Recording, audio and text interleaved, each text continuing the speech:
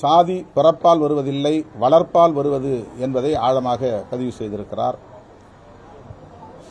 எடுப்பார் கைப்பிள்ளை என்று ஒரு திரைப்படம் 50 ஆண்டுகளுக்கு முன்னர் அல்லது 40 ஆண்டுகளுக்கு முன்னர் வந்தது.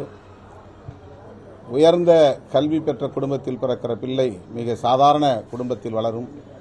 சாதாரண குடும்பத்தில் பிறந்த பிள்ளை உயர்ந்த குடும்பத்திலே, செல்வந்தர் குடும்பத்திலே வளரும்.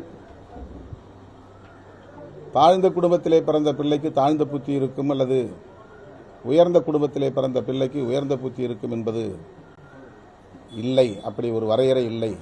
அது வளர்ப்பின் அடிப்படையில் தான் அமையும் என்பதை அப்போதே அந்த படம் சொல்லியிருக்கிறது. அதை இன்றைக்கு வேறு ஒரு கோணத்தில் எந்த சாதியிலே குழந்தை பிறந்தாலும் அந்த குழந்தை வளர்ப்பின் அடிப்படையில் தான் தனது பண்பு நலன்களை பரிணாமம் செய்து கொள்கிறது.